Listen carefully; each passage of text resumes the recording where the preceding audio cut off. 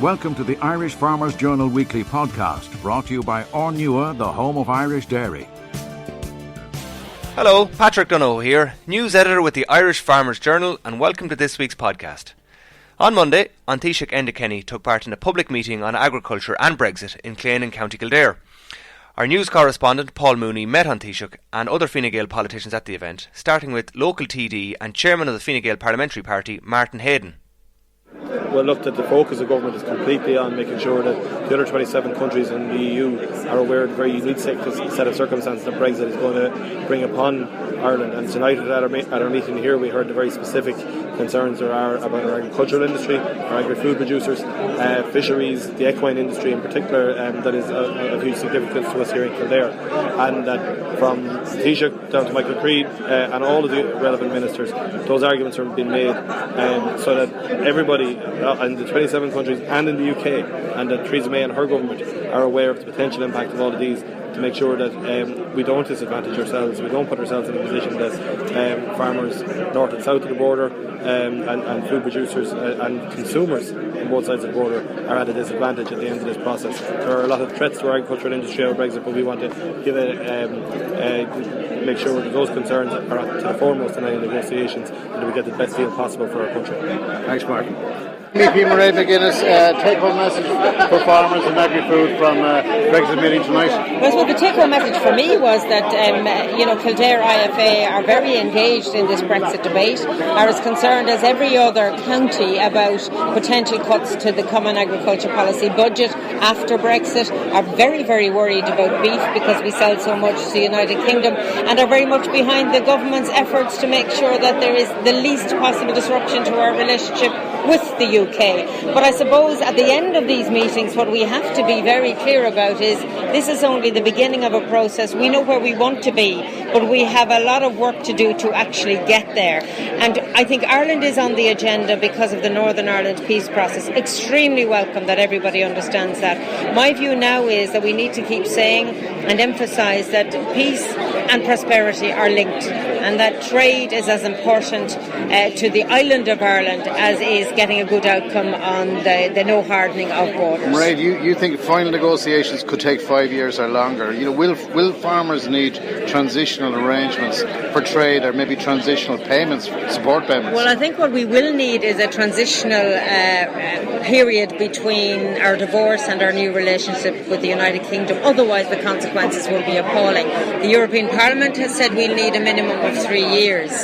Perhaps the Council will say that is longer, but it can't be indefinite, because we have to know. On the question of compensatory payments or needing money, that's a discussion about the European Union's budget, and we in Ireland are net contributors, marginal, but we contribute to that budget. And I think 27 member states have to discuss what is a proper budget for the European Union of 27 post-Brexit, to respect and reflect the policies that we know need to be funded, including agriculture. So that's a conversation that's starting, and we have to deepen our engagement in it, because we therefore need to be honest about what will Ireland contribute, both to the debate but also to the finances. Thank you, Mairead. For farmers and agri-food on Brexit from the meeting, Well, the take-home message is that I met with the President of the IFA and the 5 Connacht chairmen last Saturday when they presented me with the IFA document. And my message is that we're well aware from our engagement with the farming lobby groups of the importance of the whole farming in the agri sector. And I want you to understand that this will clearly remain a top priority for the government in the negotiations that lie ahead. Thank you, Taoiseach. The Irish Farmers Journal podcast, online at farmersjournal.ie, on the Irish Farmers Journal app, and on iTunes every Thursday. On Wednesday, Bord Bia revealed the details of the new Sustainability Assurance Scheme for beef and sheep. Paul met the agency's Quality Assurance Sector Manager, Michael Houlihan, to find out more. Okay, Paul. The main changes, there's a couple of key changes really to the new beef and lamb scheme. The most significant change really is that the model of how the scheme operates is changing. So up to now, the beef and lamb scheme has operated on a straightforward pass or fail model. Now we're moving to a close-out model. Now what this means is that if during the audit a farmer a non-compliance is identified on the farmer then has the opportunity to address that issue, and they'll be given a month to do so. And provided they do that, address that issue within the month, they'll go on and be certified again. They'll also be allowed to hold on to or retain any existing certification that they may have at the time of the audit during that close-out process. So this is something that we see as a positive step, and it's probably the most important change to the new scheme. And so one of the other changes to the scheme is the inclusion of sustainability criteria in the scheme standard. Now, when I say that this is an important change, farmers will be very familiar with the sustainability element of the audit already, because it's been in place for a number of years now already. So we've been asking questions during audits in relation to housing dates, turnout dates, meal fed on farm, slurry spreading dates, things like that, and that's kind of set to continue. But it is now incorporated into the standard, so that customers in international markets or anyone that wants to do a benchmarking exercise between the Board BA scheme and quality assurance schemes in operation will see now that we have a strong focus on sustainability at farm level here, and it really kind of elevates our Board BA standard above anything else that's in operation around the world. Okay, Michael, and when will the new scheme come into operation? So we're working our way through a pilot programme at the moment, and we're about halfway through that. We've a couple of weeks left to run on that, and really I suppose we're doing that to allow us to test our systems in the background to make sure that everything is working perfectly before we go with the full launch, and also to give auditors a chance to familiarise themselves with the new standard and the layout of that. So we expect that we'll run that pilot programme for another week or so, and we'll be hoping that come the 24th of April we'll be out on farm auditing to the new standard and the new standard audit. Michael, farmers who are QA assured under the current scheme, they don't always get the factory bonus. Why is that? Okay, I suppose this is a question that we're regularly asked, Paul. I suppose the very simple reason for that is that it's a specification bonus. So the factories have set a specification based around things like age of animals, weights of animals, grades, fat scores, and quality assurance. So quality assurance is only one of the criteria that needs to be fulfilled in order to meet that spec in full. And I suppose, unfortunately, from our point of view, it's colloquially known as the quality bonus. So when a farmer, for some reason or other, one of their animals fails to meet the specification that's set by the factory, it's kind of comes back on board, be it that I am quality assured, I didn't get my quality bonus, and why not? And it generally. It's nearly always the case that it's not because of quality assurance, it's because that the animal in question or the animals in question didn't meet the specifications set out for the factory in relation to one of the other criteria. Michael, more generally, where is the value and the benefit for farmers in quality assurance and sustainability assurance? Well, I suppose quality assurance and sustainability, this is not something new, Paul, but it is something that increasingly consumers are demanding more information on.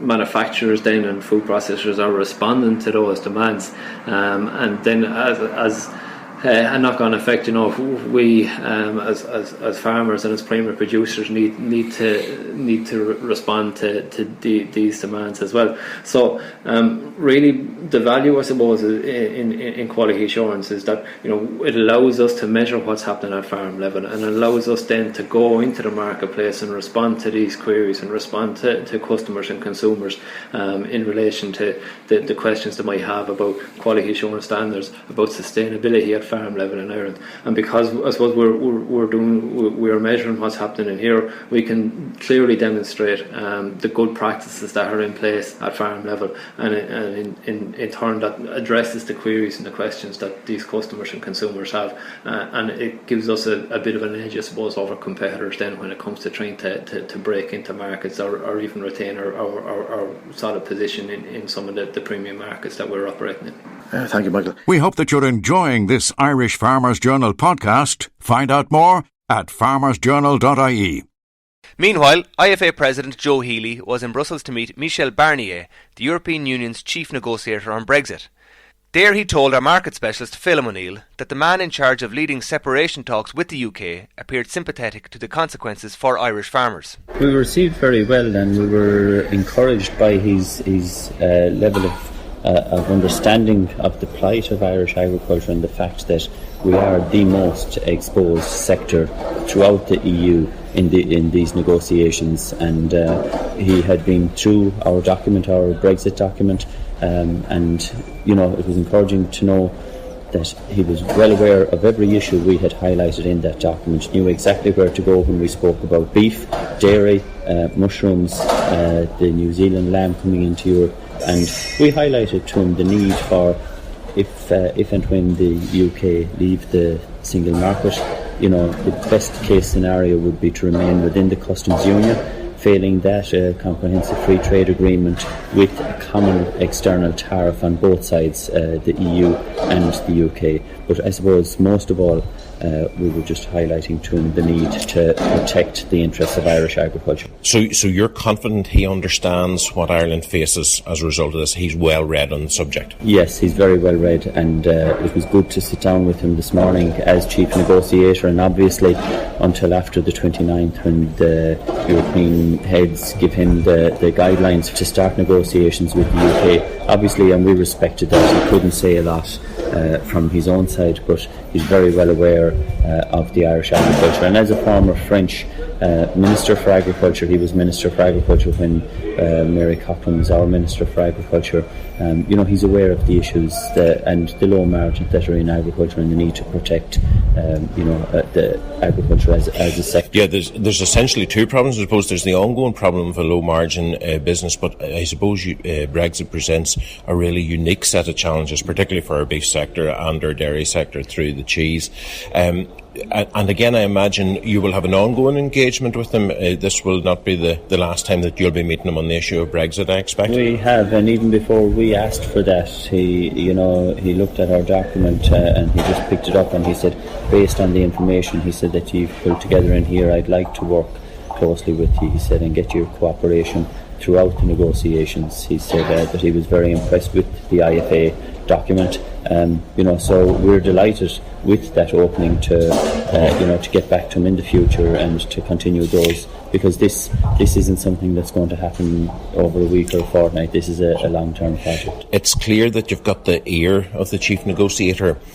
What do you think you can persuade him to do to deliver to address the consequences that we will experience because of Brexit on beef and dairy in particular? What do you think he could deliver for us? Well, I think what's very important at this stage is that we're sure that he's fully aware of how important the UK market is to Irish agriculture and the potential pitfalls of Brexit before he even goes into negotiations with the UK, and that was the idea behind our meeting today. It's clear that you've ensured that the chief negotiator is well briefed on the issues for Irish agriculture, and I know no negotiations have really taken place yet.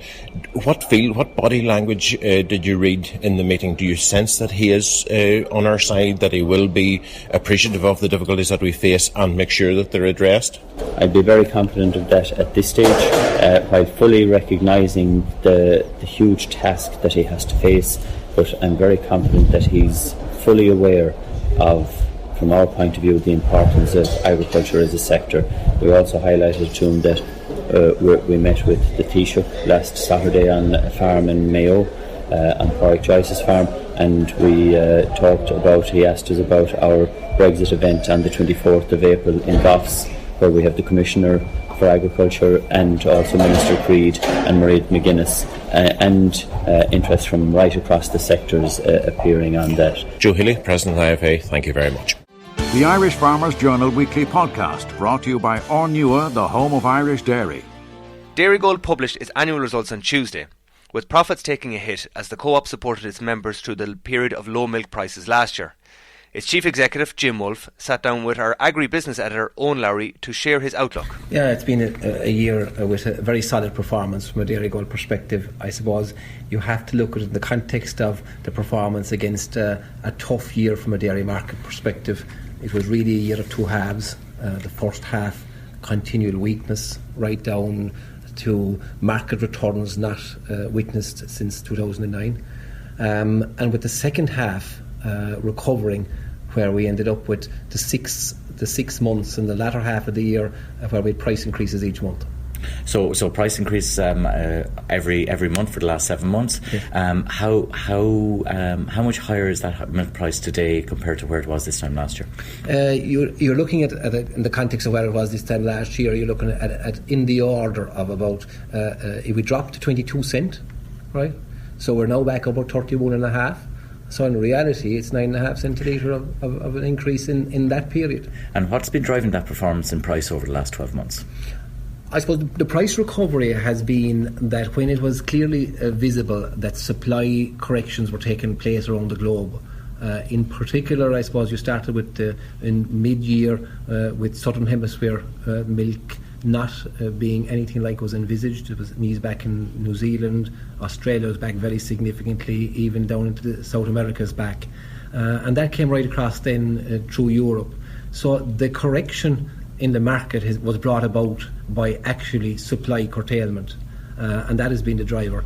Now, not a very sound basis actually for long-term recovery, because one would always prefer to have a demand-based recovery. So that has been the primary driver. One of the biggest product categories that has been driving that price has been butter. It's and the fat side of things. Is that something that you would be concerned about into the future, that the butter price could weaken, or do you think that it can sustain the levels that it's at? I think we have to look at the way the consumption of butter is going, and butter is now it is fashionable. Approximately 3 years ago, the whole issue in terms of the science and the nutrition behind butter and all the ideas of its problems of the past associated with health actually became unfounded. And it is now fashionable, and all the major players that in the past were often using veg fats and other substitutes are now back in the cream business and incorporating dairy creams and so on. So butter is fashionable, butter is sustainable from the basis of all the metrics that are around now. So that's positive. Jim, you're in the heart of dairy country down here. You've seen huge growth in your volumes over the last 5 years. I think particularly since 2009, your volumes are up close on 44%. Yeah. How has Dairygold been preparing for that volume increase, and what has it meant to the business? I suppose it has meant that in the period in the latter years of the quota period, it meant all our focus was going on how we could ensure that we were able to realise the opportunity for our farmers. Were we able to put the infrastructure in place to deal with that growth? Our surveys were telling us from 10, 11, 12 that this kind of growth was anticipated. Harvest 2020 was based on 2009 figures. We are 44% above those figures at this point. But it has meant that we have had to come through a very serious capital programme. The backbone is broken on that now, thankfully. We've more than 200 million invested in the past 4 or 5 years. That's really significant. It has meant that our sites in Mallow, our site in Mitchelstown, both in Clonmel Road and Castle Farm, are, if you like, first in class or best in class from a point of view of processing capability now. Now we're focused on our last dairy site, the last leg of the stool, as it were, in East Cork, where we have a planning application in the context of a new factory with our partners, Tina of Norway. One of the biggest challenges facing the industry is Brexit, and I suppose with the triggering of Article 50 last week, where do you see that and how is that going to impact on the dairy industry in particular? What can I say to you? First of all, is Brexit is not good news. Whether it is a soft Brexit or a hard Brexit, whatever type it is, let's be clear. As far as tomorrow is going to be worse than today when it comes to trading with Britain. It's very simple as that. From a dairy industry point of view, I suppose the real acute and press point is going to be around cheddar cheese. A third of the milk that's produced in Ireland, roughly 2 billion litres, goes into cheddar manufacturing amongst 4 players. About half of that, or maybe a little bit with half, it goes to the British market. Now, if you were taking an extreme view, and I'm only using this for example of a hard Brexit, an ultra-hard Brexit here, being a situation where you were applying WTO tariffs, it would mean the equivalent of about 16 cents a litre on every litre that goes into cheddar for a British market. Now, that's we're thinking the worst here, because we have to plan for the worst. So it's that serious from the point of view of we looking at it from a business perspective. So will it be better than that? Of course it will. We expect, but there's an awful lot to play here. In as much as the mushroom industry has been impacted, in as much as the beef industry will be impacted, in as much as border control and all the rest of it spoken about and cross-border activity, cheddar cheese going to the British market, because the cheddar cheese market is Britain by and large. It is the problem for the industry, and collectively we have got to address this with government, with government agencies, Borbia, Enterprise Ireland, and many others, and collectively as organisations we have to work very closely on this. And are you taking actions within your own organisation to look at Brexit and the impact of Brexit?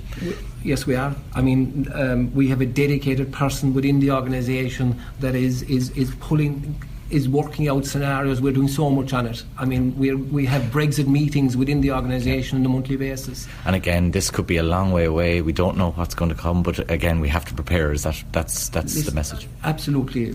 Preparation is critical. Working out, okay, some of it might, in hindsight, might be seen as waste, but we don't know, because we haven't got certainty about any of this. Yeah. You're in a posturing position. You have 12-point plans laid out by Prime Minister May. You have the EU position being laid out. You have, if you like, a game on, and we're not sure exactly what's going to be the fallout of that. And it isn't just the dairy industry. I mean, the whole trade environment is so huge. Yeah. But like from our point of view, the press point, the stone in the shoe here, is going to be cheddar cheese from a dairy perspective. Yeah. Our issue is to work collectively on that and to make sure that we're up to thinking about the worst and making sure that how we plan to deal with that. Well, that 16 cents a litre definitely puts it into context, because that clearly can't be achieved from the market, either on the supply side or in the market from a customer's. Absolutely not. No.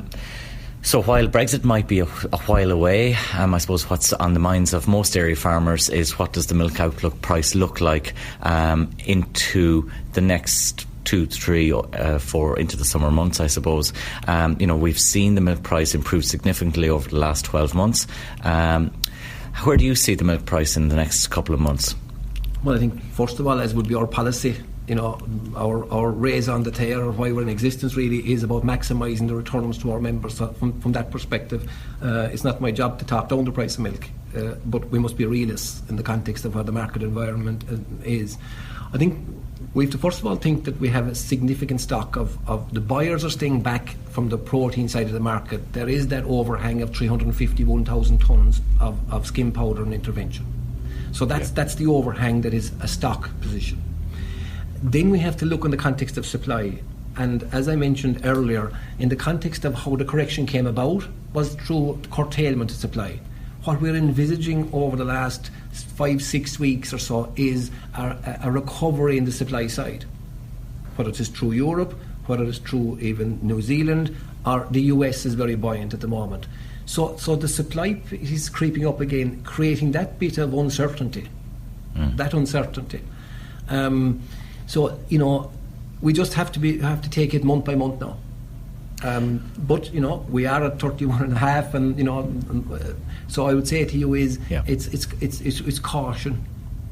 Yeah, you think that farmers need to be careful out there on regards to spending and debt? Yeah, look, there's no doubt that it's a different dairy environment to what it was last year. Yeah. You know what I mean? I would say, current milk supplies are going very well at farm level. Our currently weekly run rate is more than 10% up on what it was this time last year. So, there's good milk flow in here. What I would say is, I'd say caution, that we have to say that this is a fragile environment that we're in, where we're depending on supply corrections to keep demand. Do you think the environmental regulations that are coming in place into Holland will have any impact on helping that milk supply and then helping the milk price? I think there's no doubt that they'll help the issue. There'll be a curtailment of supply, but it's not even what's been witnessed so far with a significant number of slaughterings being done. We're not seeing it in the context of the curtailment to the magnitude that we would have anticipated. But no doubt it's a factor, a positive factor from a milk reduction point of view. I think we really are going to, when we go into quarter 3, when the southern hemisphere comes on stream, that's what the market will be anticipating. How is it going to react? The forecasted outlook by southern hemisphere, the major purchasers out there are still talking about $6 per kilo of solids and so on, or even a bit with that. And that probably will stimulate supply.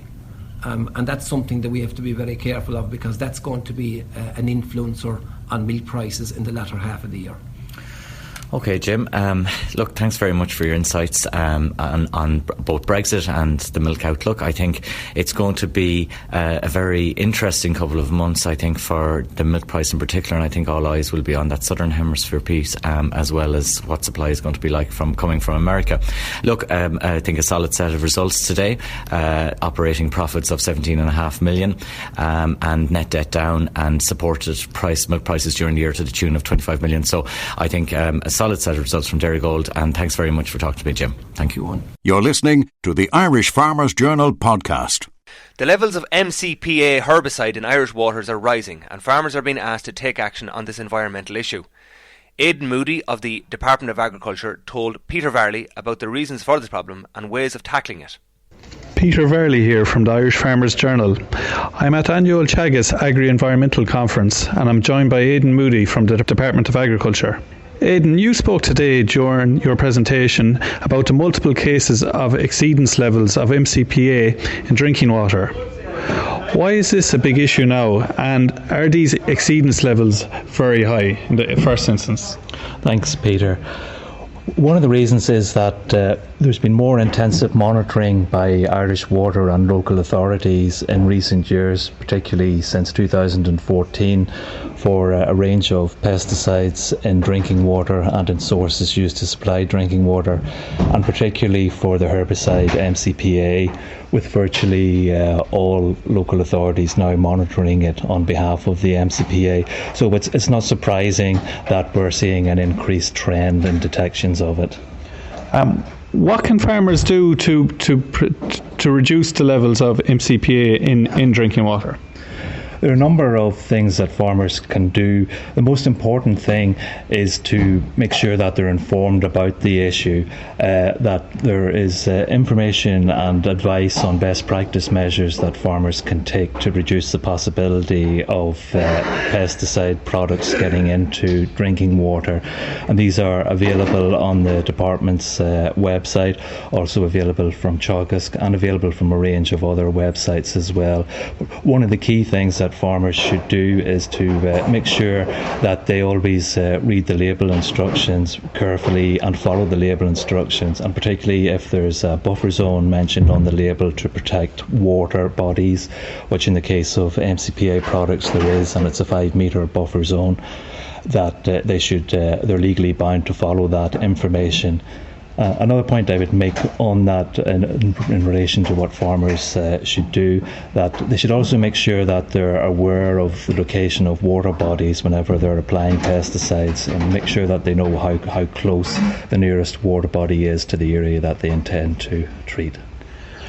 Would there be any chance of a farmer getting penalised if there was found to be very high cases of MCPA in a waterway near them, or are there inspections being carried out at the moment? Well, there are inspections under Sustainable Use Directive and under cross-compliance to check records and to check storage requirements for pesticides and things like that.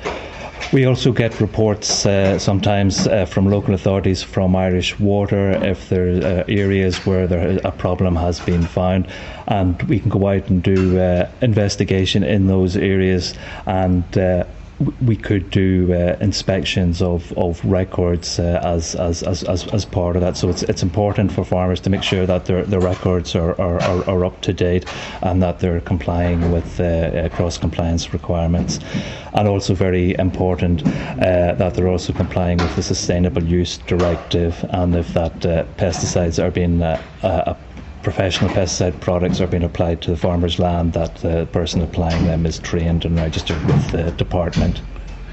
Perfect. Aidan, thanks very much. Thank you very much, Peter. We hope that you're enjoying this Irish Farmers Journal podcast. Find out more at farmersjournal.ie. Last week, our beef specialist Ciarán Lenihan was in the Netherlands to see where Irish calves go after leaving these shores as live exports. There he met Kirsten Clarenbeek, who brings 1,000 calves for slaughter as veal every week. So we are a company established in Spult. We produce about 800 tons milk replacer a week. We slaughter 1,000 calves a week at 28 weeks. Belgian blue ones, Holsteiners, and also Irish calves. Yeah, so we were just on an a farm with Irish calves, and they were looking really good. And how much is a Holstein Friesian veal carcass getting per kilo at the moment? $4.75. And is the blue getting the same, or is he getting more? More. What's he? $5.20. What's important for you when you're selecting a calf, first of all? It needs to be 14 days, and it needs to be a minimum weight of 35 kilos.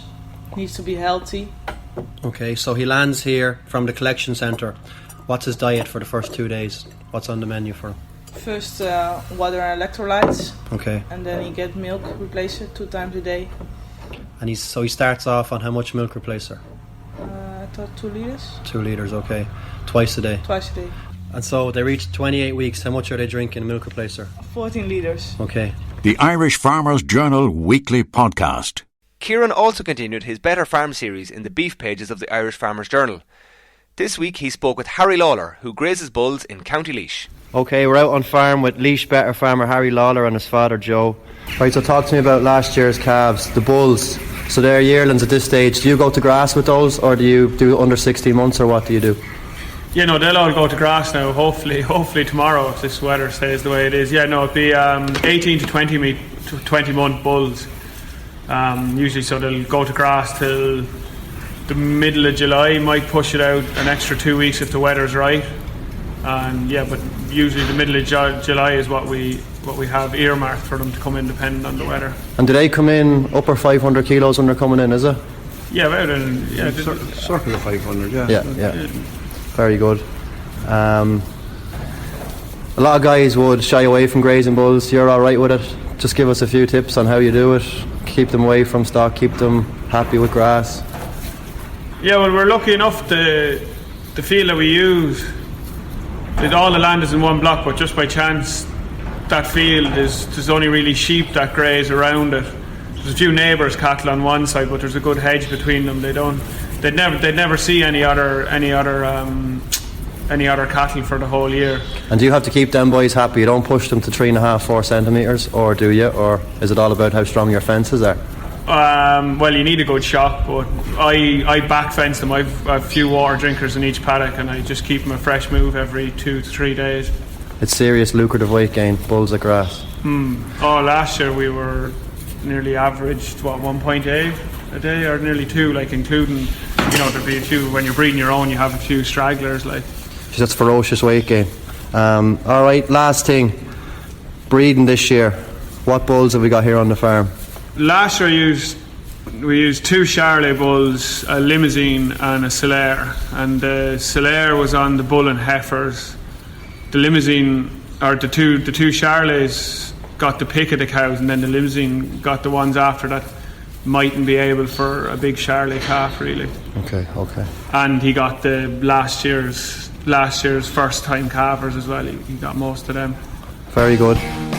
The Better Farm Challenge podcast, brought to you by the Irish Farmers Journal and Teagasc, supported by ABP, Don Meats, FBD and Keepack.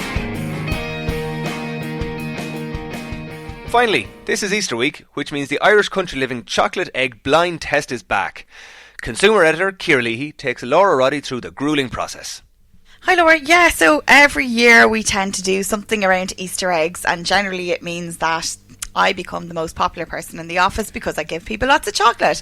But no, I suppose the thing is that Easter eggs are expensive, you know, with the cardboard boxes, the plastic packaging, the fancy foil paper, it all actually adds to the cost. And you'll find that, you know, whereas if you break it down gram by gram, a dairy milk might be about 2 cents per gram of chocolate.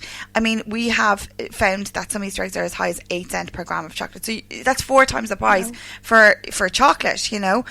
So if you're going to spend your hard-earned cash on an egg, you really want to make sure you're getting the best chocolate on the shelf. So this year we basically presented over 30 people in the office with 5 different Easter eggs. We paired away everything, so there was no packaging, anything to sway people's opinions. We literally just had 5 plates of chocolate in front of them, and although we didn't blindfold them, it was a taste test where they didn't know what the different Easter eggs were. Okay, so who came in top place? So top place was Cadbury's with their dairy milk Easter egg. I suppose the thing is, we always put Cadbury's in the mix. It's some year. This is actually the first year that it's come out on top. It usually kind of comes in. It usually does well around 2nd or 3rd place, but this year it was number 1. People said that they loved the delicate sweetness. That they really couldn't get enough of it. That it had a nice bite. The sweetness wasn't overpowering, and it was the creaminess. But it was the creaminess of the chocolate that really was the winning factor. And also, I think it evokes childhood memories as well, that people have a sentimental attachment to the Cadbury's. Yeah, definitely. So what were the other contenders then?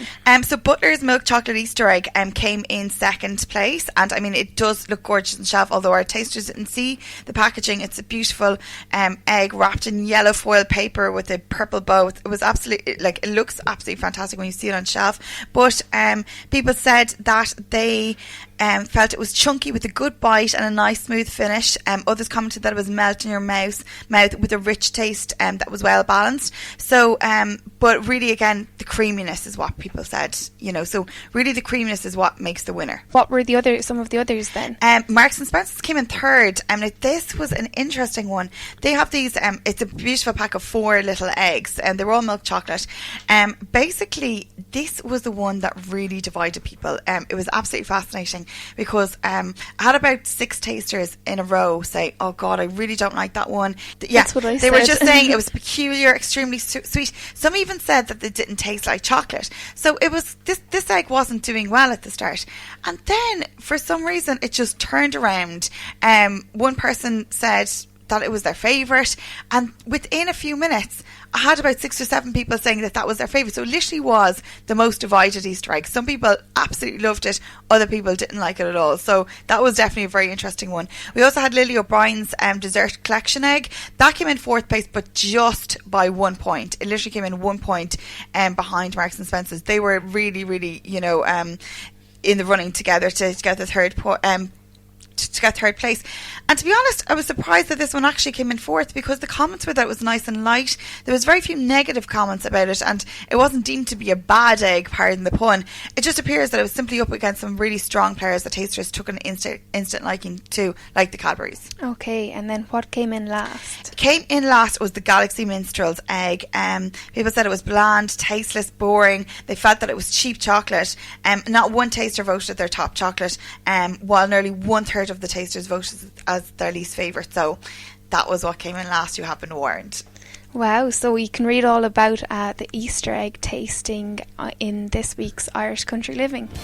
The Irish Farmers Journal podcast, online at farmersjournal.ie, on the Irish Farmers Journal app and on iTunes every Thursday. Brought to you by Ornua, the home of Irish dairy.